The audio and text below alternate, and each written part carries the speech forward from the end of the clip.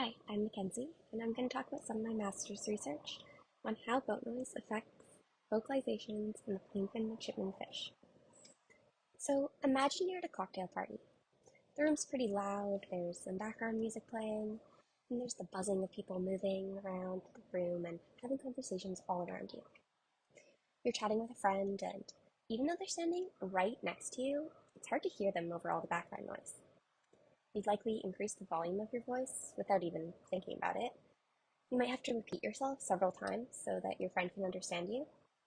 And the two of you might decide it's just too difficult to have this conversation right now, and you'll wait until the room quiets down or until you leave the party. All of these are strategies that humans and non-human animals use to avoid their vocalizations being masked. This is called the Lombard effect.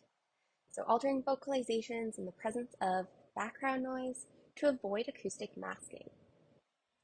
The Lombard effect most typically refers to increases in amplitude or loudness of vocalizations.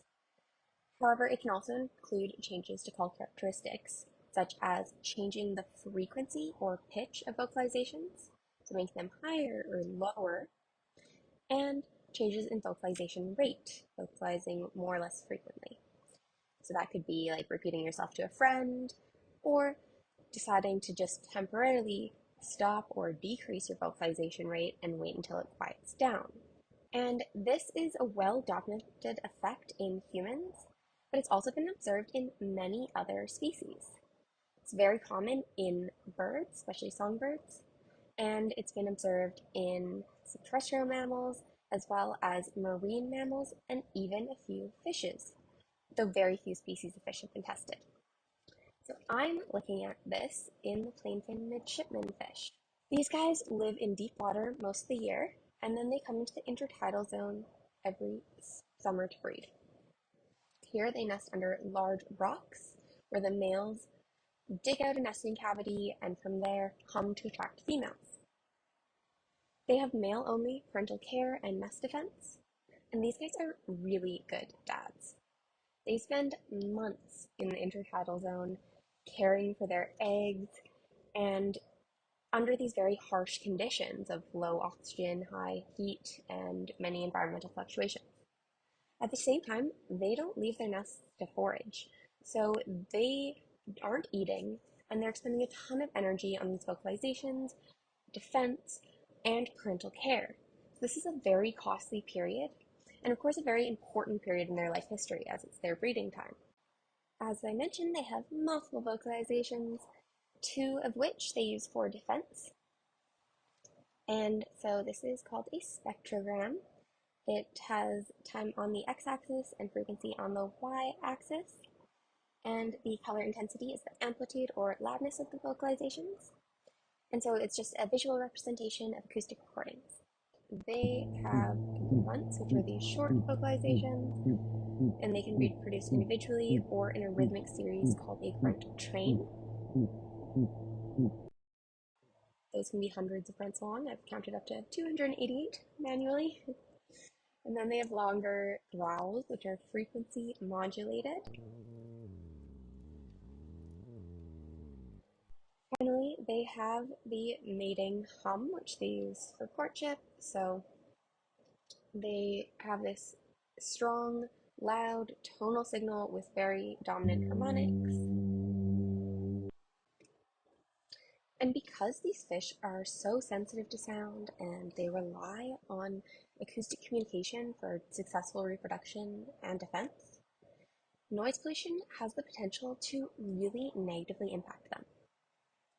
Human noise levels in the ocean have been rapidly rising over the last century, causing many negative effects for a variety of marine species, from interfering with foraging and navigation to causing stress and behavioral changes and making them not able to detect or appropriately respond to predators.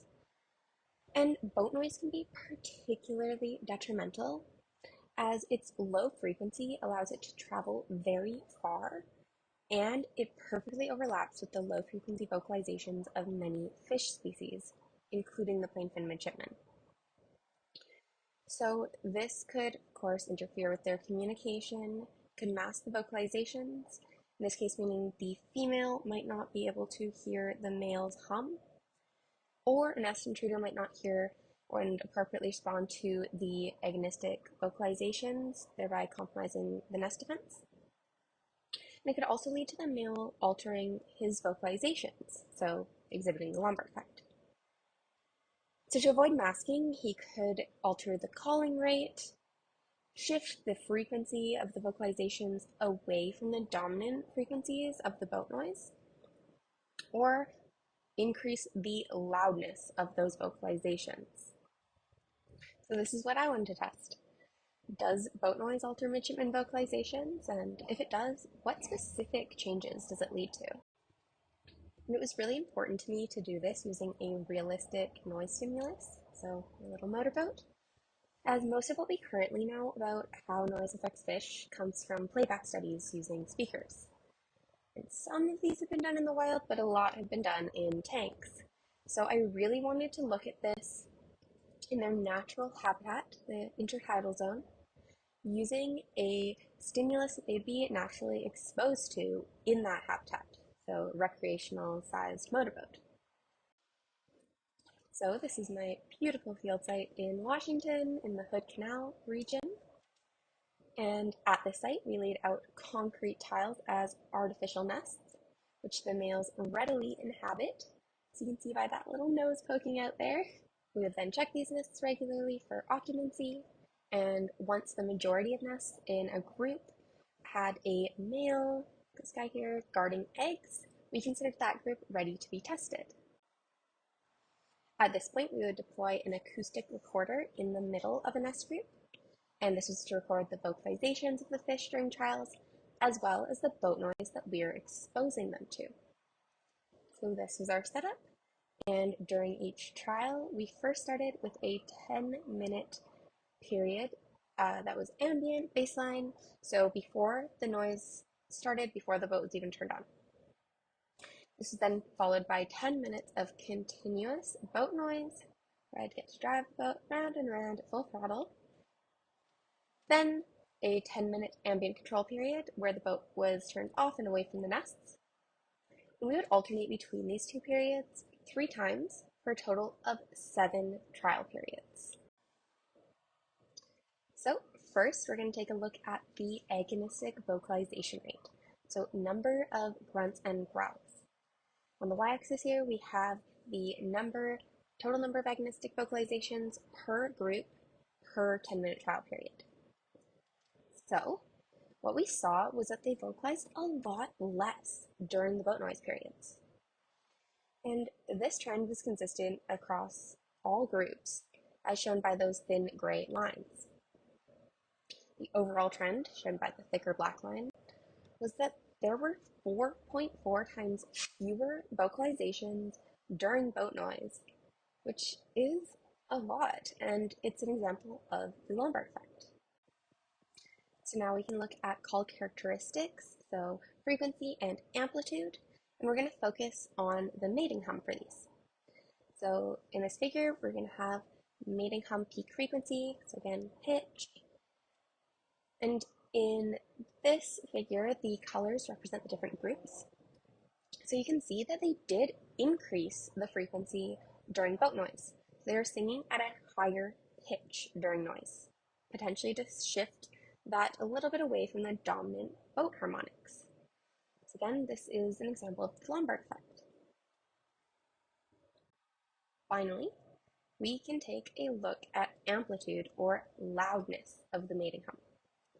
So on the y-axis, we have peak power density, which is just a measure of amplitude in decibels. And here you can see that overall, there was no clear effect, shown by that flat, thick line. However, you can see that the lack of directional effect is really being driven by this one group, the dark purple group, which is a bit of an outlier. For some reason, this group was just humming more quietly, both during the ambient and boat noise periods, and that really pulled down the overall mean. So if we just take a peek at the data without that outlier, you can see that the majority of groups did increase their amplitude, so they hummed even louder during boat noise. So, to summarize our results, during the boat noise periods, we saw a decrease in the rate of agonistic vocalizations, grunts and growls. We saw an increase in the hum frequency, so humming at a higher pitch. And we saw an increase in hum amplitude, so they were humming louder during boat noise. So our main conclusion from this is that boat noise did elicit the Lombard effect in our nesting plainfin midshipman males. And this could be a really useful strategy to avoid masking by boat noise. However, it could also have some potential consequences.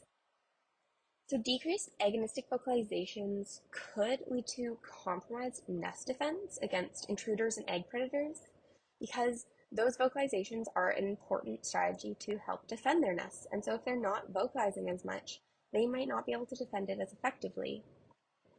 This could lead to lower reproductive success or even survival. Changes to the mating hum could also lead to lower reproductive success, as females choose mates based on the hum characteristics, like frequency and amplitude. And finally, increasing the amplitude of their vocalizations is likely energetically costly. And this is in an already very costly period where they aren't eating and they're spending a ton of energy caring for their eggs, defending their nests, and humming for mates. So this could be really detrimental and unsustainable over the long term. And these consequences could extend past just midshipmen. These fish provide a vital food source to many species of birds like gulls, eagles, herons, and crows, many of which are nesting at the same time as the breeding season, as well as seals and sea lions. So midshipman population declines could have large negative effects on the intertidal ecosystem. More regulation is really needed to mitigate noise pollution, as we have growing evidence of all of these harmful effects. We need to protect these sensitive species and their ecosystems. I'd like to say a huge thank you to everyone involved in this project, my co-authors and my supervisors, as well as my amazing field team. And thank you so much for listening. Please don't hesitate to reach out with any questions. I'd be happy to chat about any of this. And thank you so much.